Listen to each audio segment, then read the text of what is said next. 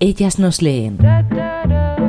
Un espacio donde las historias sáficas cobran vida en las voces de sus autoras. Buenas tardes, queridas y queridos oyentes de In-Out Radio. Al habla Marta Lovera, autora de Eternamente en tus ojos y Aquello que fuimos. También colaboradora en la antología de relatos Tenemos la cura, con el relato Cura sensible, y en la antología Locas y perversa, con el relato Fórmula compleja. Estoy muy agradecida de acercarme a vosotros a través de este espacio radiofónico para compartir con ustedes un fragmento de mi última novela, Aquello que fuimos. Os explico un poco de qué va la historia. Aquello que fuimos es la historia de amor de Marina y Daniela, que comienza en su juventud, una historia de amor imposible. Con el paso de los años, Marina abandona su Caracas natal para comenzar una nueva vida en España. Allí vierte parte de su historia en cartas, unas cartas que nunca llega a enviar a su destinataria. Son cartas llenas de sentimientos y que esos sentimientos desde ese lugar perdido en el tiempo finalmente luchan por manifestarse. A su vez, Daniela vive sus días sin atreverse a expresar su verdad. Hace tiempo que eligió escribir una versión disfrazada de su historia. Los personajes de esta historia transitan por un ir y venir de eventos fortuitos, tejidos de emociones y luchas internas. Con ellos comprenderán que tarde o temprano llega el momento de asumir las consecuencias no solo de lo que se hace, sino también de lo que se evita y no se dice. Y abre la historia con una pregunta en la contraportada: ¿cuál es el destino del final de las cartas que nos envían? La historia comienza en Valencia, España, en un tren. Es Marina quien habita ese tren, va rumbo a Madrid, y ella es la que comienza el relato. Capítulo 1. Valencia, España. Hay vidas destinadas a vivir eternamente como los rieles de un tren, lo suficientemente cerca para sentir cada una cómo vibra la otra, pero lo bastante lejos como para no tocarse jamás. Allí estaba, a las 6:53, en el vagón de un tren que corría desesperado sobre sus rieles a 200 km por hora, y emulaba así el ritmo con el que mi corazón latía desde hacía 15 días. Leía Spinoza, un escritor que había conocido 4 años atrás cuando me regalaron uno de sus libros. Todo lo que podríamos haber sido tú y yo si no fuéramos tú y yo. En su momento, el título me sacudió y me llevó a la ella de mi pasado y a la que fui con ella. Esa mañana y en ese tren volví a estar acompañada de otro de los títulos del autor, uno que revolucionó mi interior tanto como el primero. Es lo que tienen las historias que no se cierran, que de tanto en tanto algo inesperado las hace saltar dentro del alma y deja patas arriba nuestra realidad. Puede ser una canción, un olor o, como en este caso, el título de un libro y su contenido, lo que termina por evidenciar lo que creíamos inexistente a causa de un aparente olvido. El tren avanzaba insolente y yo había llegado a una página que hablaba de parar el mundo. Recreé en mi mente la escena donde los protagonistas charlaban de ello. Decían algo así como que parar el mundo era salirse de él para mejorar y mejorarlo, pero que para lograrlo eran necesarias 2 personas. Esa mañana saldría de mi mundo de forma muy consciente y como jamás había pensado que sería capaz. Iba rumbo a Madrid a encontrarme con mi pasado, a mirar los ojos a una persona que, sin proponérselo, había cambiado mi vida por completo. Una persona a la que no había tratado bien, aunque lo hubiera hecho lo mejor que supe en ese momento. Alguien a quien había hecho daño y que aún así había querido con toda mi alma. Esa mañana pararía mi mundo. ¿Para mejorarme? No lo sabía. A esa hora de la mañana ignoraba lo que su mirada provocaría en mí. No contaba con todo lo que sucedería en Madrid, acontecimientos con los que comprendí que la felicidad se mide por momentos en los que no solo el mundo se detiene, sino que también lo hace el tiempo. A esa hora ignoraba que más tarde asomaría desde el bolsillo de mi chaqueta un adiós que había estado en suspenso en los recovecos de mi alma durante demasiados años, y un perdóname que había escondido en la gaveta de mi mesita de noche durante largas madrugadas insomnes, carentes del consuelo que da la certeza de que todo pasa como, dónde y cuándo debe suceder. Tampoco sabía entonces que cerraría mis ojos y mis brazos alrededor de ella y que así sería inmensamente feliz, perdonándome y abrazando su perdón, sintiendo la calidez de sus ojos en los míos, rebosantes de esa mirada que hablaba de amor y del perdón que da al olvido con nostalgia y sinceridad. Ese día Madrid dejó de moverse a su ritmo para hacerlo al de nuestras palabras, nuestro andar pausado y nuestras sonrisas que, a modo de una sinfonía perfectamente interpretada, dictó el son a los miles de personas que nos rodeaban ajenas a nuestros sentimientos. Ella perdiéndose en la dicotomía de sentir como sentía y pensar como lo hacía. Lo supe por su mirada escurridiza. Yo, meciéndome entre la armonía de sentirme ligera, por fin en paz, y la nostalgia de todo lo intenso y fugaz que había traído su mirada llena de recuerdos. Su mirada me contó que me había echado de menos más de lo que hubiese podido reconocer, y yo a ella del mismo modo también.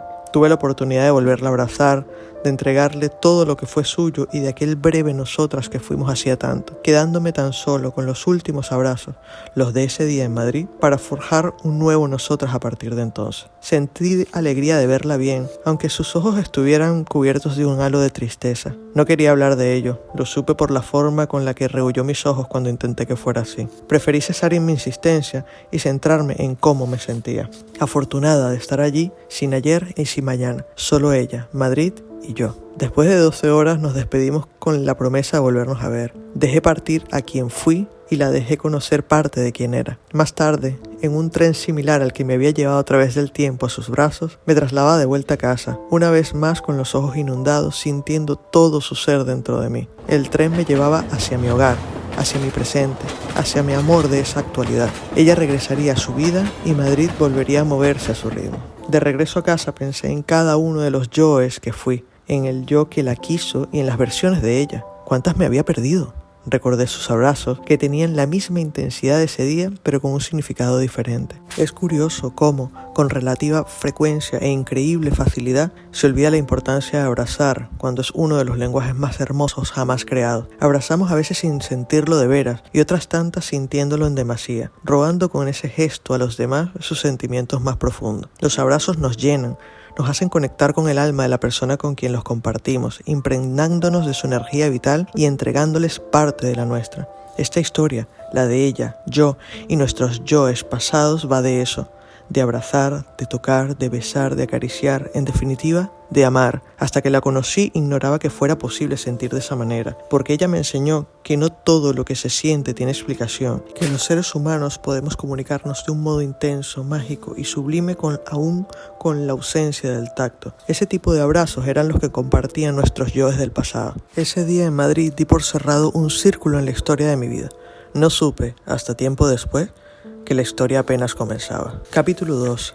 Caracas, Venezuela, 10 años antes. Comenzar, empezar, iniciar, originar, nacer, generar, aparecer. Coincidimos en la entrada de un edificio de oficinas cuando iba de camino al trabajo. Estábamos de pie frente al ascensor con la típica mirada escurridiza que solemos tener los adultos en situaciones como esa, dirigiendo nuestros ojos hacia el testigo que sobre las puertas enciende uno a uno los números de las plantas a las que llega la cabina. Tras el quinto pitido, mis ojos se desviaron hacia los de ella, que me recibieron con una sonrisa tímida. Correspondí en la timidez y volvimos a observar el testigo. No nos habíamos visto antes, sin embargo, su timidez y el gesto de su cara me resultaron familiares. Pasados unos minutos durante los que nuestras respiraciones sirvieron de banda sonora, las puertas se abrieron frente a nosotras. Entramos una detrás de la otra, aun cuando podríamos haberlo hecho en simultáneo. El ancho de la puerta lo permitía. Supongo que fue producto de esa costumbre tan popularizada de evitar el contacto con otras personas en los espacios reducidos. Le pregunté a qué piso se dirigía y tras su respuesta pulsé los botones correspondientes, el quinto para ella y el tercero para mí. Mantuve el silencio y evité mirarla. Mis ojos escaparon a mis órdenes en un par de gestos fugaces en los que, al mirarla, me di cuenta de que sus ojos estaban sobre mí. Me gustó cómo miraba, la intensidad que tenían sus ojos y, a la vez, su retraimiento. Sentí que la conocía desde mucho tiempo antes de ese encuentro. Aquello me desconcertó. Su presencia provocaba efectos extraños dentro de mí. Volví al lugar donde estábamos y la apertura de puertas en la tercera planta me sacó de súbito de mis pensamientos. La miré de nuevo y con una sonrisa mis labios articularon un hasta luego, al que ella respondió ladeando la cabeza y paseando sus ojos por mi cara, para después bajar la mirada hasta sus pies. Un escalofrío me dejó inmóvil observándola, hasta que las puertas se cerraron por completo. Ella lo notó y en últimos segundos subió la mirada. Sus ojos castaños se encontraron con los míos y nuestras miradas permanecieron unidas hasta el cierre total de puertas. Pasé la tarde inquieta pensando en su mirada y en lo que había sentido en el ascensor. ¿Cómo era posible que me resultara tan familiar? Me esforcé en concentrarme para realizar las llamadas correspondientes de ese día. En esa época mi yo recién graduado trabajaba para una aseguradora en la que mi función principal era contactar por vía telefónica con los pacientes que previamente habían sido divididos en categorías, según la gravedad de su patología. antología. En esas llamadas se decidía la conducta terapéutica y el protocolo de actuación a seguir. Dieron las 6 de la tarde, la hora de salir de la oficina. Me descubrí deseando volver a ver sus tímidos ojos. Creo que la fuerza de mis deseos fue tal que nada más abrirse las puertas del ascensor, ella fue lo primero que logré ver. Esta vez no estábamos solas, aunque la conexión entre nosotras hizo parecer que así era. El ascensor estaba atestado de gente por coincidencia en la hora final de la jornada de la mayoría de los empleados de la torre empresarial. Su mirada ya no era escurridiza. Nos buscábamos de manera instintiva entre los presentes. «Dani, ¿nos tomamos algo?», preguntó una voz muy cercana a su cuerpo. «No, gracias, me voy directa a casa»,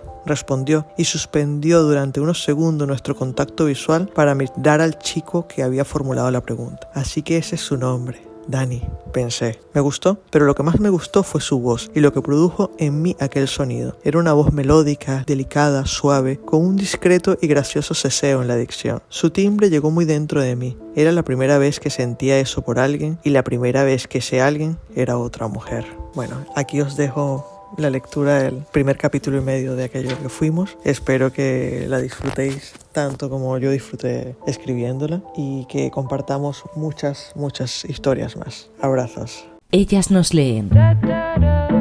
Un espacio donde las historias sáficas cobran vida en las voces de sus autoras.